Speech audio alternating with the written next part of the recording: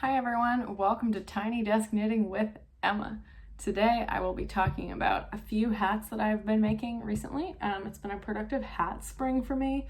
When the weather gets warmer, I often switch to smaller things just because I don't want to be sitting around with a wool sweater in my lap. And I got really into hats recently because I really enjoyed knitting Wilma Malcolmson's De Crofter's Cap. I've got it here, but you can also see my video about this bad boy. I used a combination of Jamieson and Smith and Jamieson's yarns for this.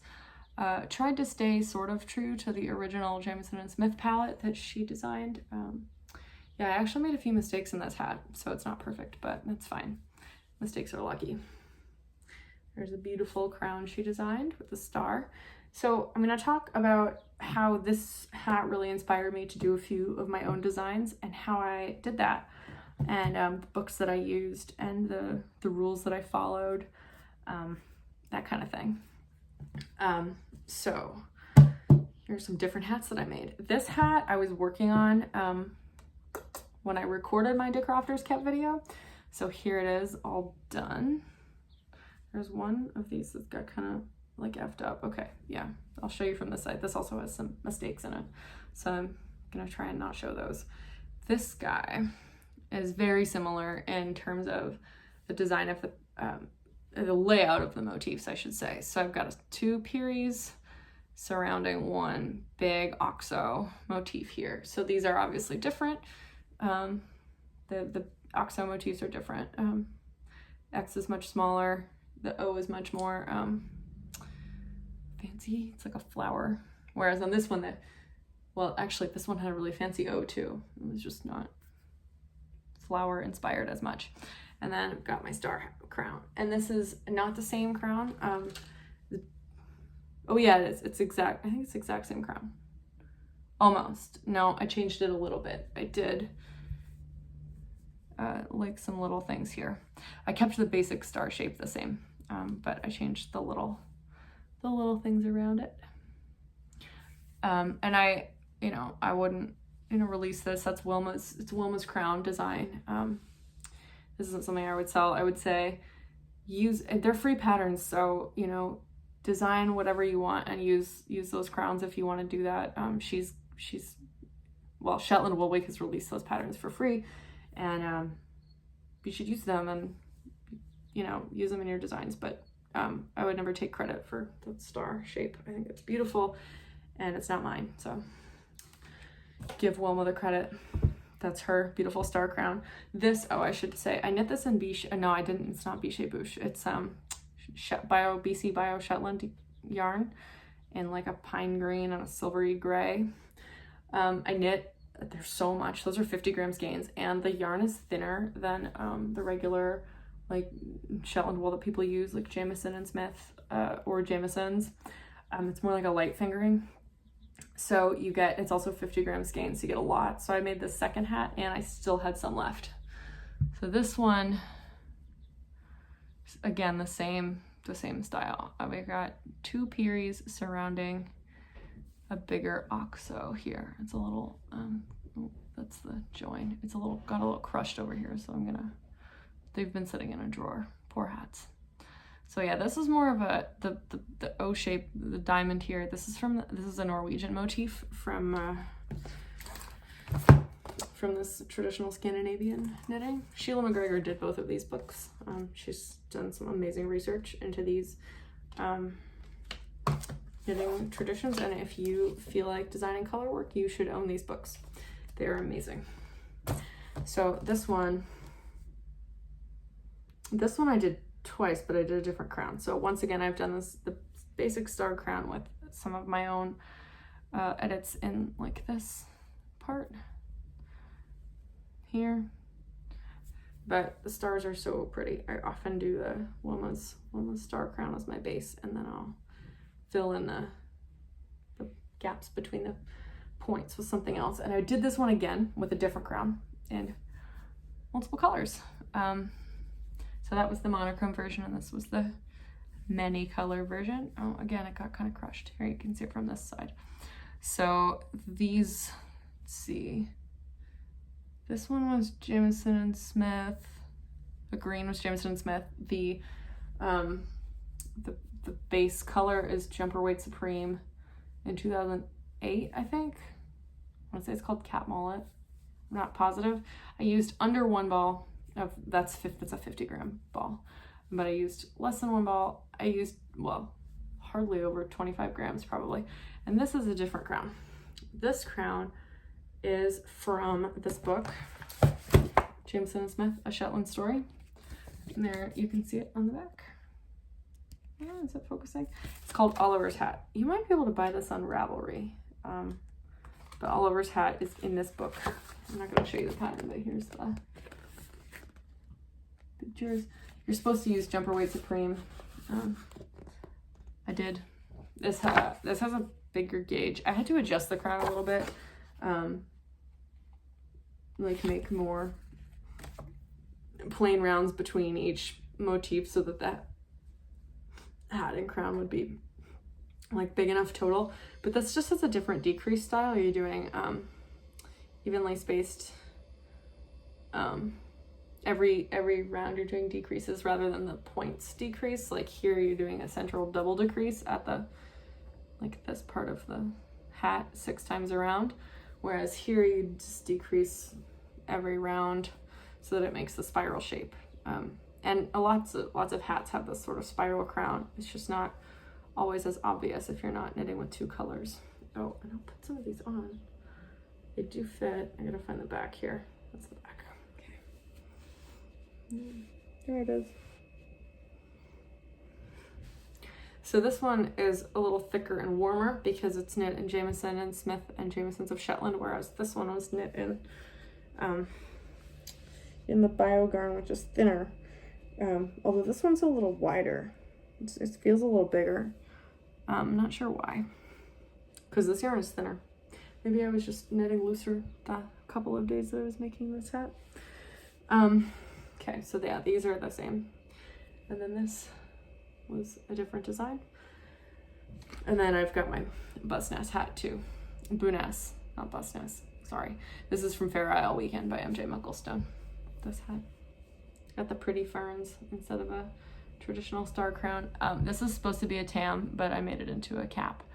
And it's kind of like my cherry blossoms on a rainy day. I made it during cherry blossom season in Washington. There you go. It's a little snug. This one's also made out of Jamieson and Smith in the white, and then I think there are a couple of Jamieson's of Shetland colors in here, but it's mostly Jamieson and Smith. All of these projects are on Ravelry, or they will be on Ravelry by the time I put this video up. I've been really behind with logging my projects recently. I don't know why, because I've knit a bunch of hats and stuff. But yeah, I haven't been doing Fair Isle a lot. I've been trying to finish up a lot of other knitting because I do knit other things. I don't only knit color work and Fair Isle. I just find that, you know, I like Fair Isle a lot. I would like to keep my channel to like one thing. I'm not the kind of YouTuber that just shows you all my whips. I like those. I often watch those, and I like the people. I like the personalities, but yeah, I kind of did make this channel specifically for Fair Isle and colorwork knitting. I've been knitting a lot of socks lately. Maybe I'll start showing my socks sometimes. I did subscribe to a sock yarn club this year from the Farmer's Daughters Fibers. It's called Sock Squad, and it's a really good deal. It's like $24 a month plus like a few dollars of shipping for like a full-size skein and a mini skein every month. They tell you that it's worth, like, if you were to buy that like individually, it'd be like $37 or something. So it's a good deal. And they have 3 different bases that they'll send you. There's like the 25, 75, 25 base. There's the yak base, which is awesome. It's so soft. And then there's the like 80-20 2-ply base, which is great too. So I like knitting socks. I was never a sock knitter until the pandemic, but then I was like home all the time and I wanted to wear hand knit socks finally because I was home all the time, and I was in Vermont when the pandemic started, so it was really cold. Okay, so this book, by the way, I got this from like some random place in Nebraska, or Kansas because the Woolly Thistle was out of stock. But usually the Woolly Thistle stocks this book. You can also get it from Shetland if you want. They'll sell it to you like if you go to the Wool Brokers website. I'll link that in the show notes. These books you can get on, oh, the dog is doing something upstairs.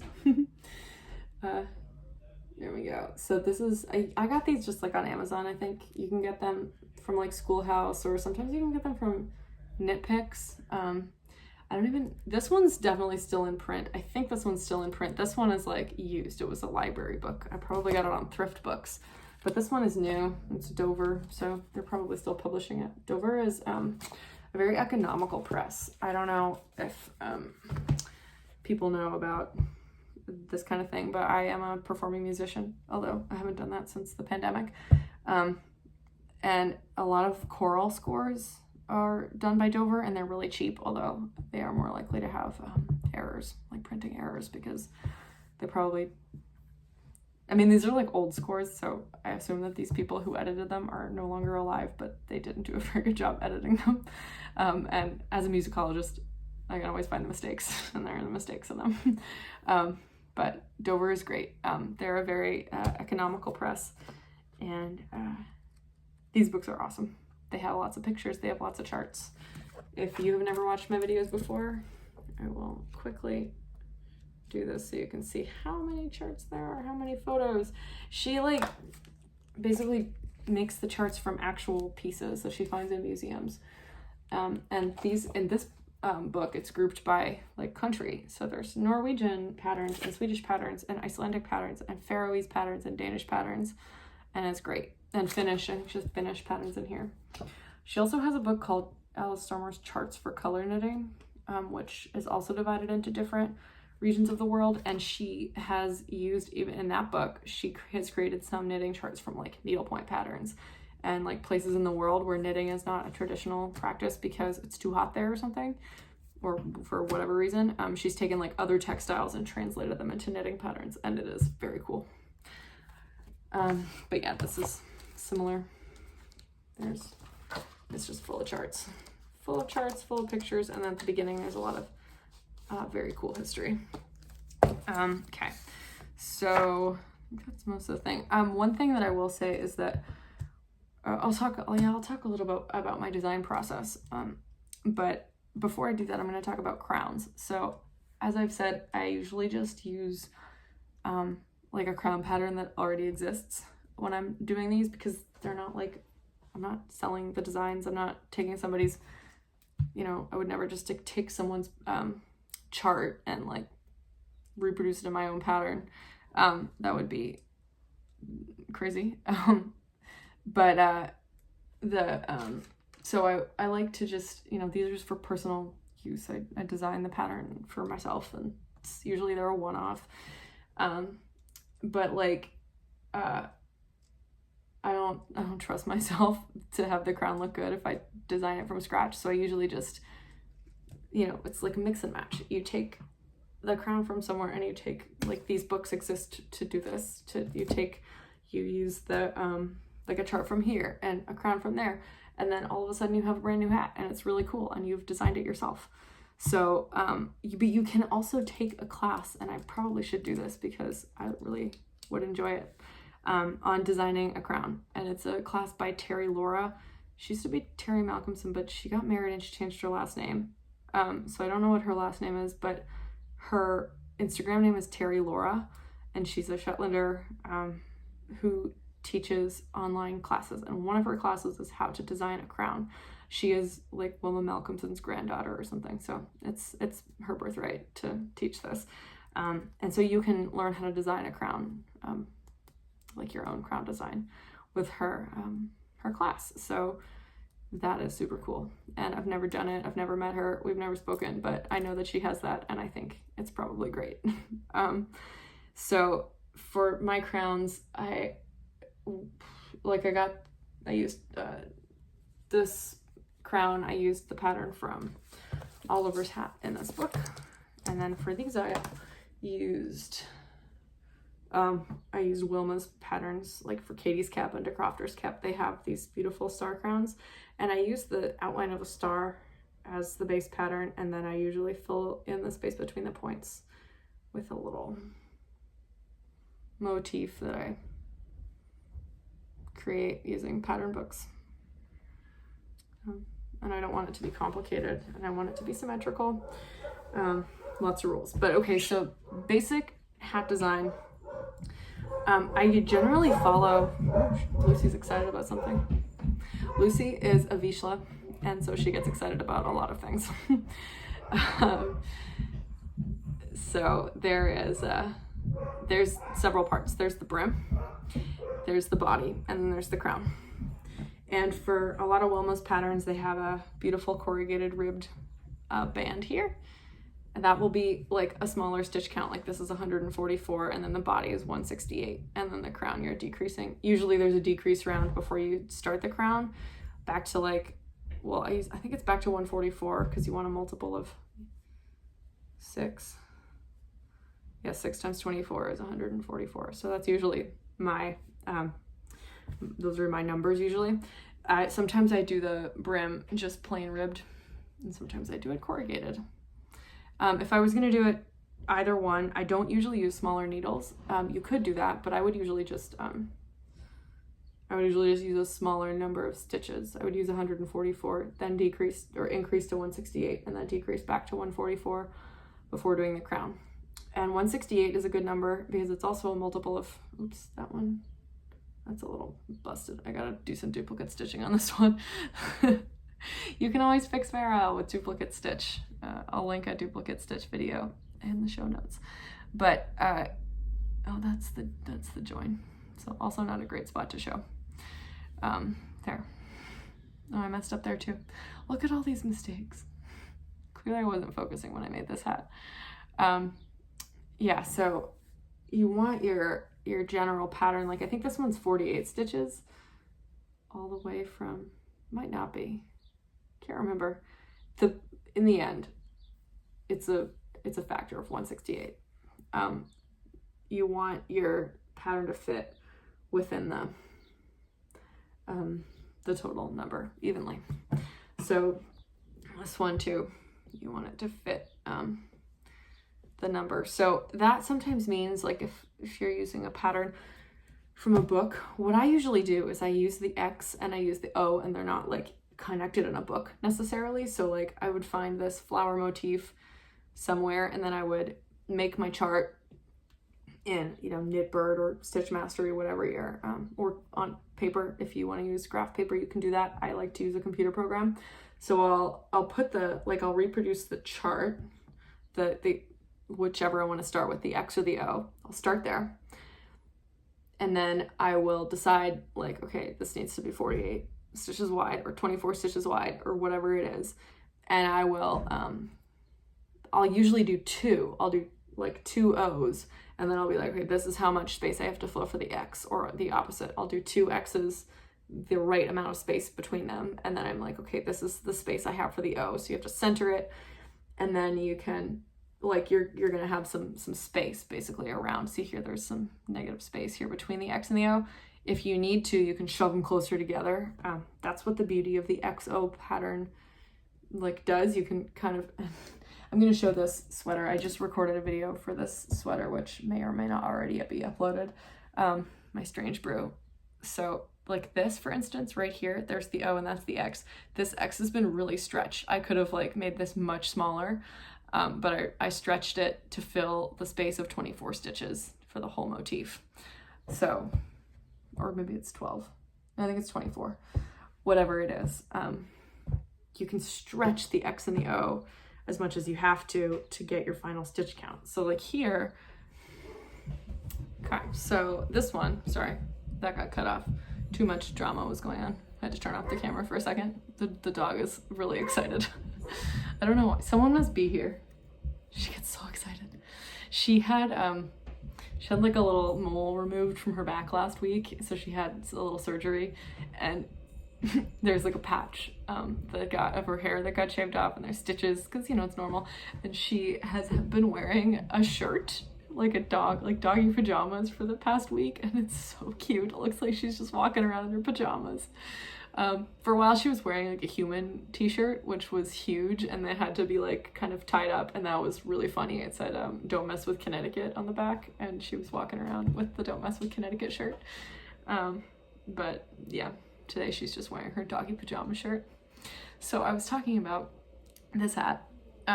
So this one has a little bit less negative space in between there's the jog, in between the X and the O shapes. I originally had it with more, but it didn't fit properly in my chart. And then, so there's the layout for that. And that's the thing you need to be careful with in terms of horizontal stitch count. But there's also vertical stitch count to take into account here. So total, I would say the body of the hat should be about 40 rounds. Oops, again, that's like the busted one. About 40 rounds from total, from including Pearies, and maybe 35 rounds, between 35 and 42 rounds probably. For a men's hat, maybe more. Although for a men's hat, I would say just increase the needle size. That's probably the most effective way if you're making a hat for a person with a bigger head. Any person. Women can have bigger head. Non-binary people can have bigger heads. Maybe you're making it for like a monkey that has a huge head. It doesn't matter. We're inclusive. This is an inclusive space.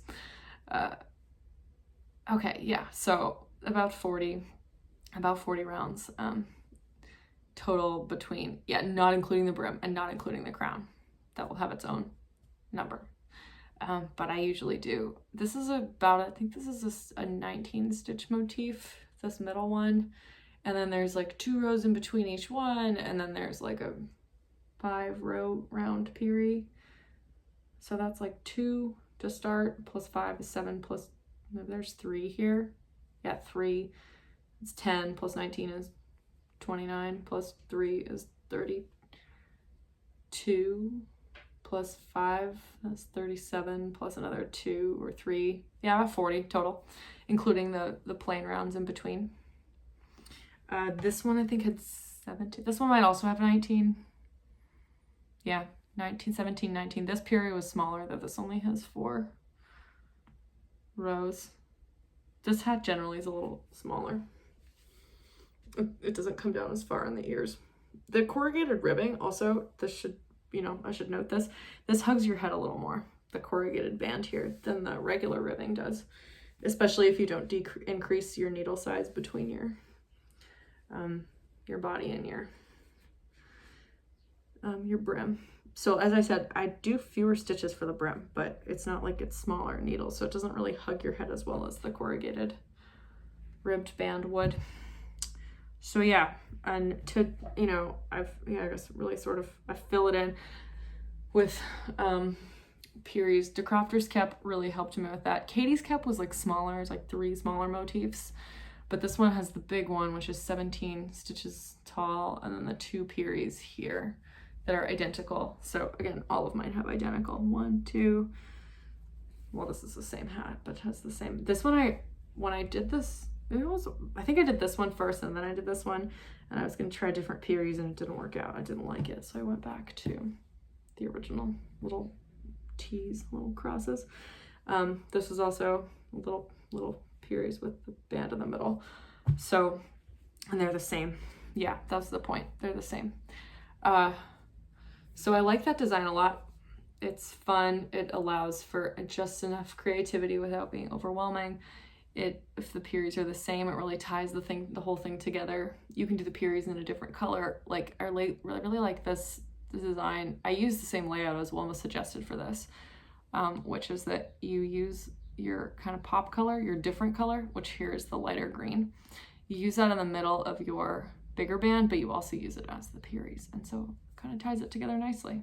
And then it comes back in the crown, which is fun. Here it is. This one's tighter. Not sure why. Maybe it's the yarn. Maybe I was just knitting tighter that week. Yeah, it still fits. It fits great. This is a really well-fitting hat. Props to Wilma for designing a super well-fitting hat.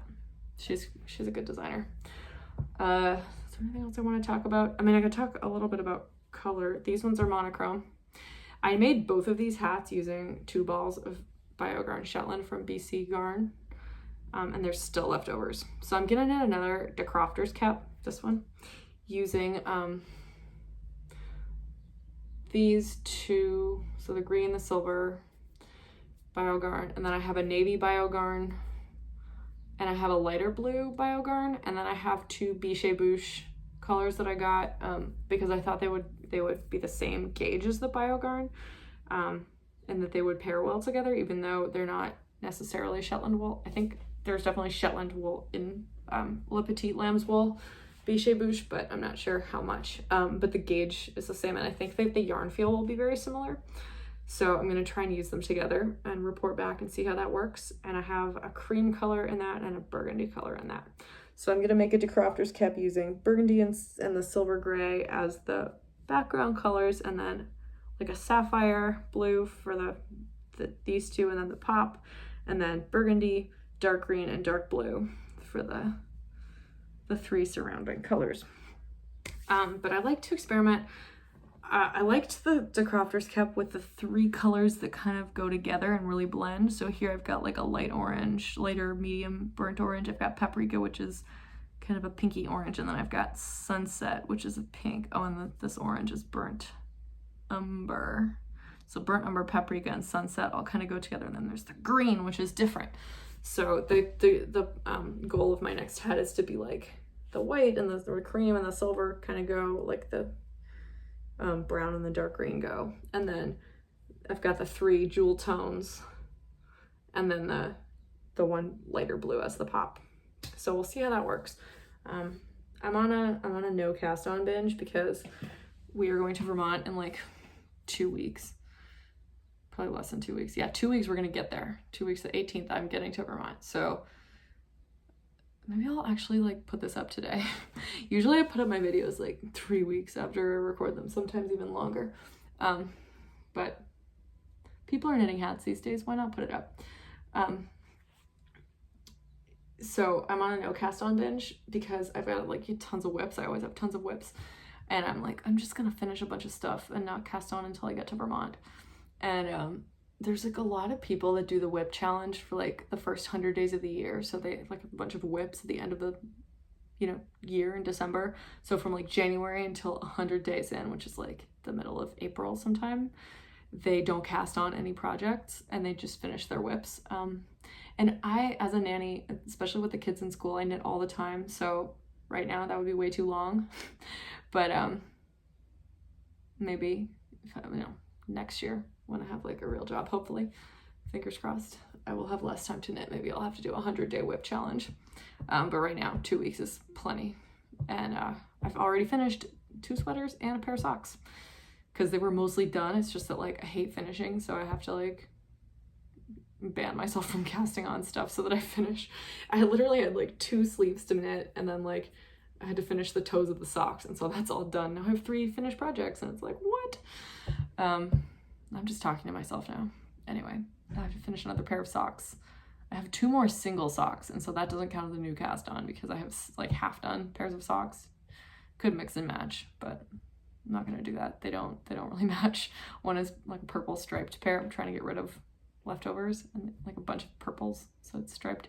And one of them is like this yellow sock. It's from the Handmade Sock Society, like season 1. I think it's the Honeybee Dance sock. It's beautiful yellow yarn. Maybe I'll show my socks sometime. I like knitting socks now. I'm knitting another pair of socks. The first one's almost done, out of Peace Fleece DK, which has mohair in it, so I'm hoping that the socks will be kind of stronger, but it's like a wool and spun yarn, so they won't be like really hard wearing socks probably. They're like more like slipper socks. And I have the Bray cardigan. I have to finish the second sleeve. The Fairy Lights cowl, I have to finish that. I'm gonna release that pattern. That's like my pattern.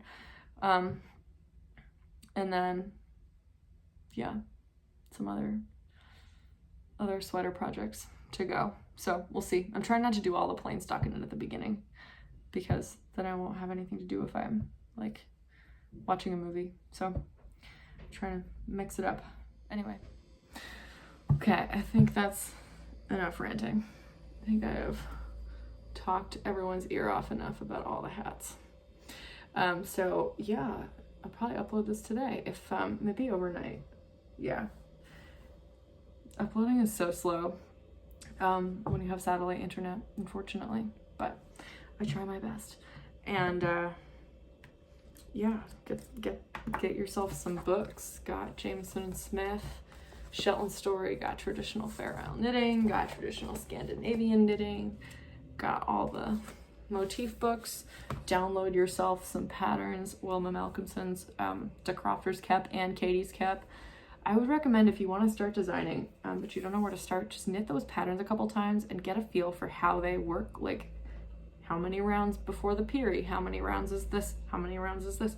That's what I do. I mean, it's like, that's just sort of to get the base pattern, like how to do it. Again, she's got 2 Pearies surrounding a bigger one. Got here 2 Pearies surrounding a bigger one. Oops, that's the busted one. I'm gonna call that the busted one from now on. Maybe I won't edit it.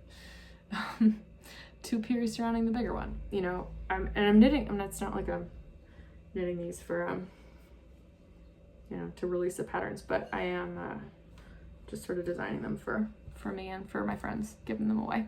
So yeah, I always think it's really fun to do design that way. Like, design your own. Use Fair Isle patterns to get inspired to do your own design work, because it's like really satisfying when you yeah, when you finish your own piece. That's like your pattern. So that's kind of how Fair Isle always worked. Like, they didn't have patterns like we do now. They just had notebooks and they recorded patterns that they saw in garments, or like if other people had them, they'd copy their motifs down and they'd use those in their garments. And yeah, that's how it works. So it kind of is faithful to the ethos of Fair Isle knitting if you do your own designs. Oh, there's a seltzer maker. I don't know if you can hear like sounds from my phone recording, but the camera is good, so I assume that the microphone is also good, and I assume that like other sounds can be heard. You can definitely hear the dog.